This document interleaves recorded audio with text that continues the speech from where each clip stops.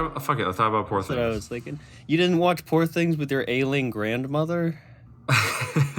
So I will say, the viewing was the start time of the movie was at 2:25, and I showed up at 2:45. Oh my god, did you miss a scene? I may have missed the first like 5 minutes of the movie because all the Regal theaters around here show like at least 20 to 30 minutes of fucking bullshit before they actually show you the movie, which is really annoying. I mean, I was running to the theater too, but I'm pretty sure I came in on the first shot because the first shot is of Emma Stone on top of the bridge, and it's in color, so you don't know what it is. And then I think it does title drop like after that. And then I'm trying to remember what the first actual scene is though. I think it's I'm just gonna call him by what's Willem Dafoe. I think the first scene, if I remember, is Willem Dafoe and Emma Stone eating dinner, and he does the weird bubble thing. You know what I'm talking about? Dude, that was so funny. I know, yeah. I was. It was like gross at first, but I was like, that is the funniest fucking thing ever. Because they're having like this nice fancy meal, and then he's just like, wow, like throat singing. Every really time funny. I come back to that, I would like laugh out loud in the theater, and there were other people in the theater, but I was like like hollering and whooping in the front row.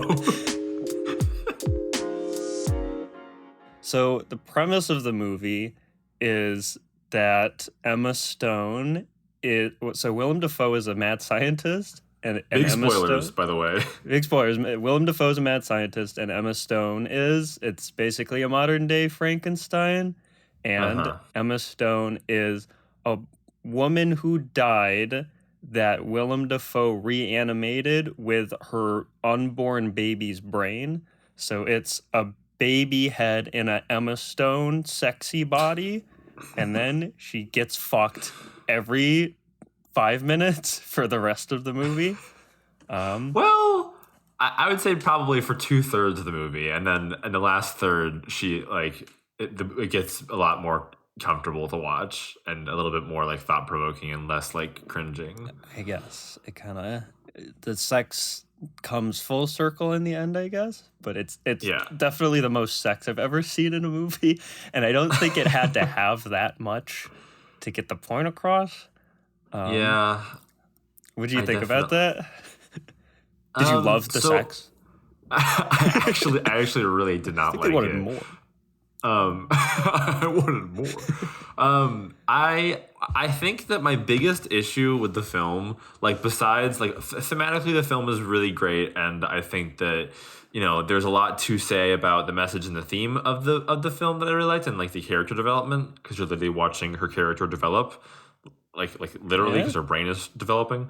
But my biggest issue with this was the premise, which is that there's a baby brain in a full-grown woman's body, and what's wrong with that? And then every dude in her life is like, yeah, I want to fuck that, and it's like, I get like that, like men are pigs is kind of a big theme in it, but it was just very uncomfortable for me to watch because I was like, there's no one on the screen that I am relating to or enjoying at all.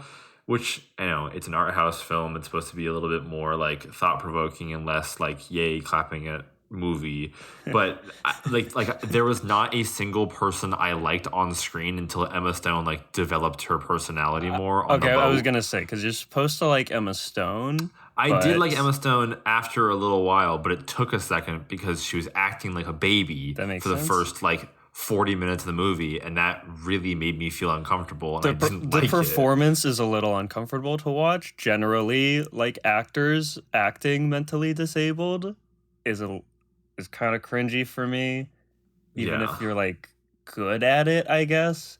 Because some people were like, "Oh, Emma slays in this movie," and I'm like, "I guess." It's fine. Like she's literally acting. She's really good at getting fucked.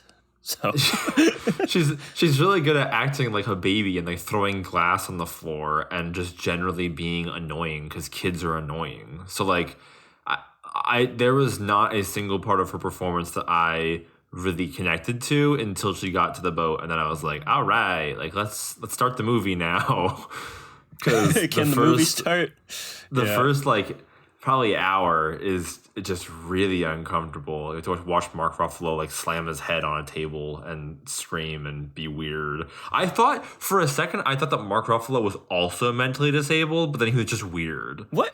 What do you mean? He was like this suave dude. He was trying to get in there. He acts so weird. I was like, why are you doing this, my guy? I don't know. I didn't get weird. I just got kind of, slimy and suavey, and I really liked Mark Ruffalo in this movie. I thought he was really funny.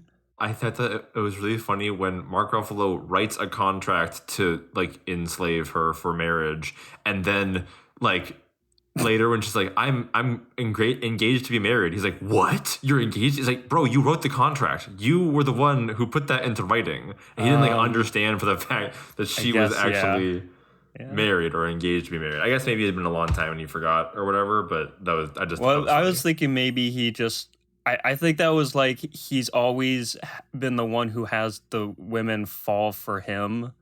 And so it was like flipping that on top of his head because he thought that Emma would go head over heels for him like all the other women do. But like she's too innocent and pure. So he was the one who actually fell for her and then had his life ruined. So it was like flipping that whole thing on top of its head. Like the whole movie is, I think the biggest theme is men are pigs. And it's like how, men see love as like possession and they want to control people in like the weird kind of sadistic undertones of like relationships sometimes, kind of 211.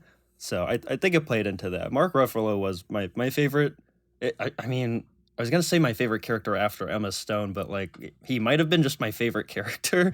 He was like really funny, and it was really fun to watch him go from like the suave, confident guy to just like crying and begging. and he was great, and it was like great casting. So begging for a crumb of pussy outside of her. Literally. By the end of it, it was great. It was great. Anyway, he's on the poster. I thought it was interesting how I already forgot. even Max McCandles was like he was bad. He was a bad guy. Like he wasn't like the innocent protagonist who like saves her from the evil scientist. Like he also is weird and wants to like marry her. Yeah, I think that's like the main thing the movie is doing. It takes like all these different kinds of men and then like kind of shows how disgusting it like makes them bad. So it takes like the suave guy, the suave player with Mark Ruffalo, who in regular movies is like kind of, like he's a player, but he's like charming and maybe heart of gold shit, but he's just a piece of shit who wants to like kill her by the end. And then Willem Dafoe is like this father figure, but he's also like crazy and thinks that love is pain, basically. Because that's like how he experienced love from his father. Yeah, exactly. Which he constantly talked, and that was a great recurring gag where every time he would reveal a new detail about his father, Max would be like, "What the fuck is wrong with you? Like, what the hell?" He wouldn't even like see how terrified he was. Yeah, and he's like moved past it, like whatever. Like, it's just how it was. It's like when my father branded my genitals. Anyways, moving on. And Max is like, "What?" So he's creepy, and then like what you were saying, Rami Youssef, is he's like the charming, sheepish underdog guy, but he's also kind of a fucking weirdo because he still wants to fuck like baby brain Emma Stone and is like simping for her. So even the guy who's supposed to be likable is like creepy, right? Which again is the point. And then there's I can see that thing. Like, it's the point that you don't like them, so it can be bad. And then there's the guy at the very end who is like evil and violent and sadistic. That's the classically violent guy. Yeah, he's already bad. He's already bad. So that didn't take much.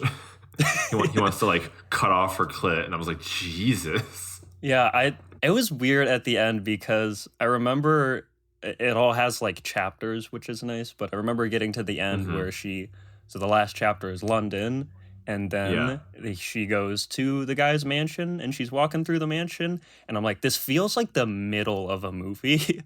Yeah, Right? it was weird how the movie just sort of like deviates from the very like linear storyline that it was setting forward, and then all of a sudden just like stops for a little while to just be wandering around this mansion and being scared of this fucking insane guy who is like threatening his staff like leave, stop working for him, he's crazy, he's clearly mentally unstable, he's gonna shoot you because you take away his plate too soon.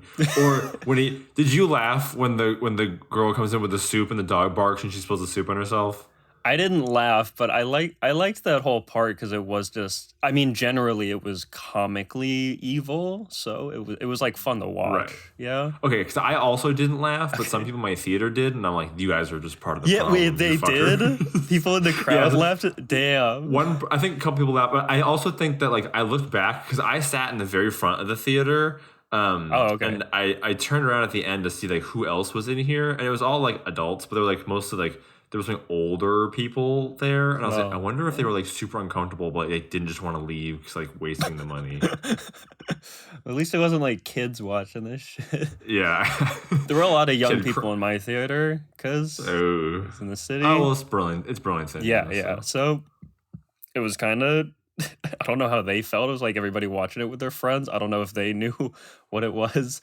At the end of the movie, it was fun. I was like, I was finishing my beer because Uh-huh. because I had to drink a beer to watch Emma Stone in this, and so everyone was filing out of the theater, and I turned around and there was this one couple like hanging around, and I was like, "What'd you guys think of the movie?"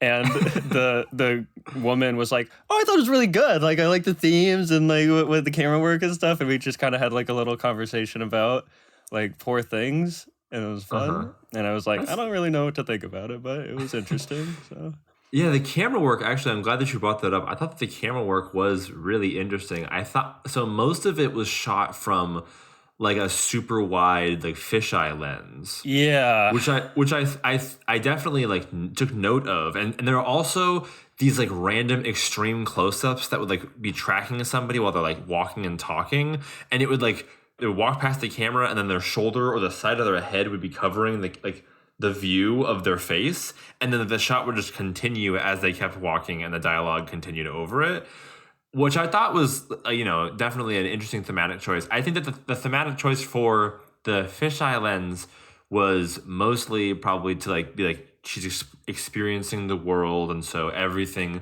is really big and overwhelming, and you can see everything at once. And so I think that that's probably it's like through why. the eyes of a child, right?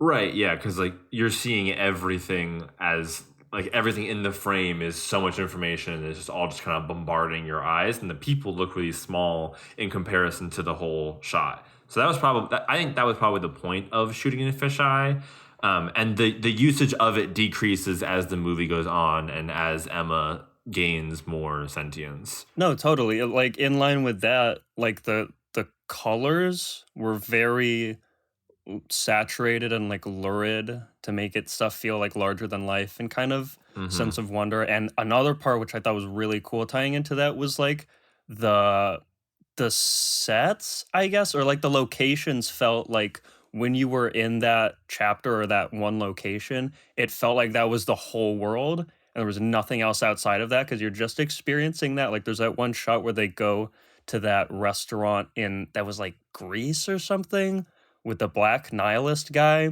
Oh, who's the fourth type of guy, I guess.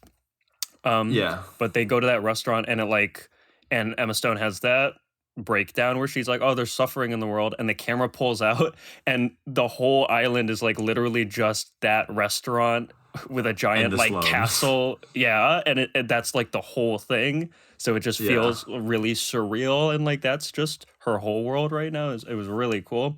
Yeah, the sets were really really interesting. I loved the Portugal sets where like she's like wandering through the streets of Portugal for a little bit, and everything like you said is like super bright and vivid and colorful, and it almost feels like a play. Like it feels like a set that would be on a stage.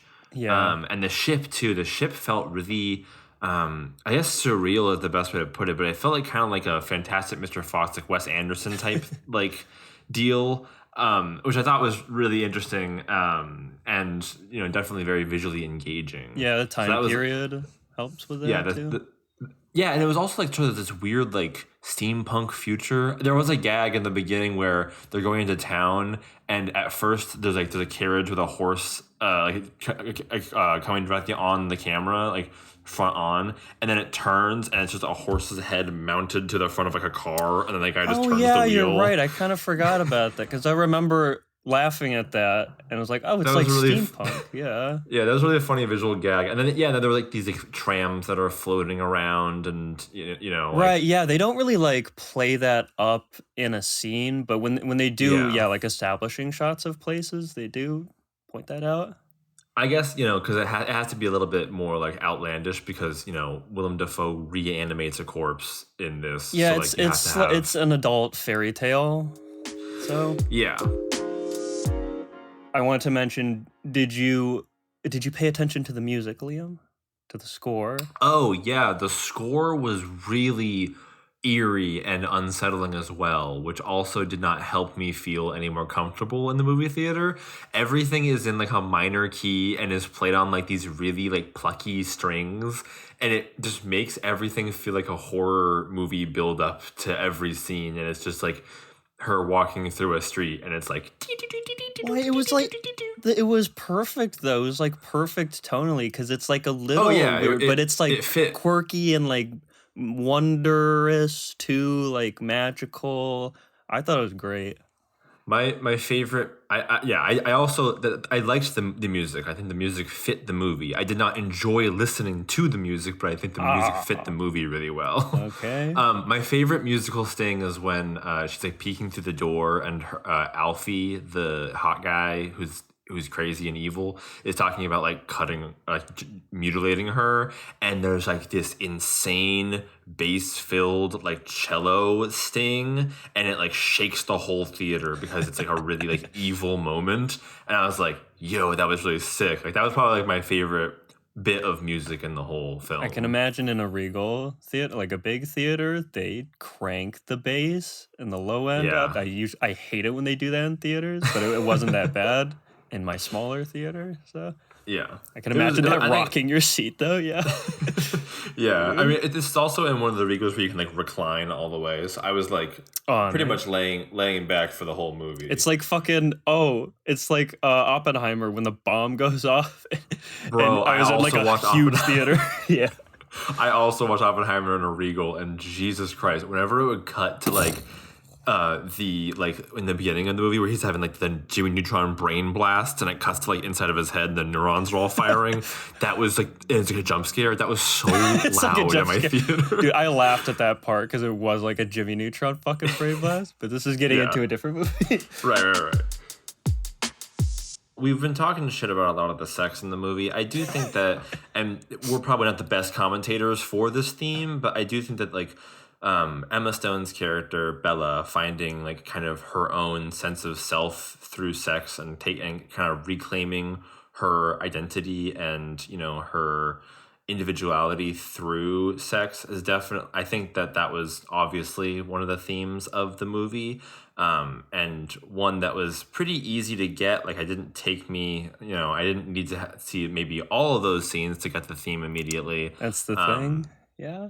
I saw it as like sex as first a metaphor for like lust for life and like ambition to, go out and experience everything like Emma Stone is doing.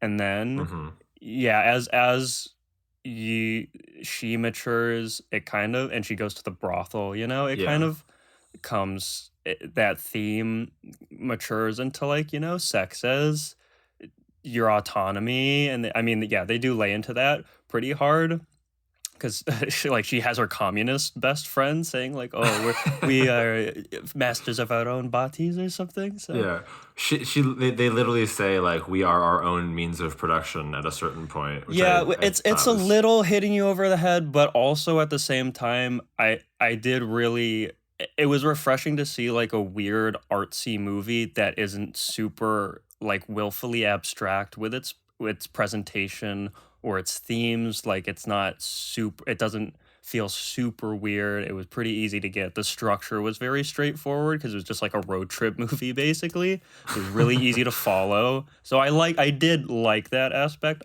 ultimately. Like it was easier to get. Yeah, I think I was saying this a little bit to my girlfriend as well. After watching the movie, I think that it was important that she went to the brothel and made the choice to, like, she wasn't forced into it by other people. Like, she was like, "This is what I'm going to do." And I did think it was funny how Mark Ruffalo was like, you're a whore now. Like, that's the worst thing a woman can do, because like men think that they can have ownership over a woman's like sexual history, and like if a woman has a rich sexual history, then they see them as like tainted or not as pure anymore. And so Mark Ruffalo like freaks out because he's like, that's like literally the worst thing possible. Yeah, worst and thing Mark imaginable. Ruffalo was bragging earlier about fucking 10 women a Right. month, and then he's like, "Oh, you're fucking people. You can't do that." So. You can't do that. But you're fucking. It sounds like I enjoyed it more than you did. What do you think you would rate it after only having a day to think about it? I would say overall, I would probably rank this movie like on Letterboxd. I'd probably give it a 4 stars. What? Because I think that I thought you were gonna give it like a 2 stars from how you were talking about it. No. I would give it a 4. I think that it's made really well, and I think that the themes it presents are really interesting. And I think that, we didn't even talk about like the cynic that she meets on the boat, but like that was when I kind of like bought in to the movie, was when I was like, okay, like now we are like kind of into the interesting part of a film that I'm like more interested in seeing, rather than just like sex scenes over and over again.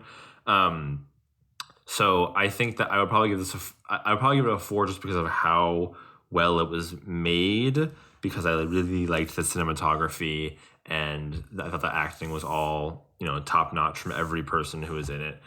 I thought that the part with her husband from her past life kind of like being back in her life, and her sort of like saying like "fuck you" to that guy, I thought that was really a really entertaining part of the movie. So I think that was probably, the second half I think made up for the first. So I think I'll give this probably a 4 stars.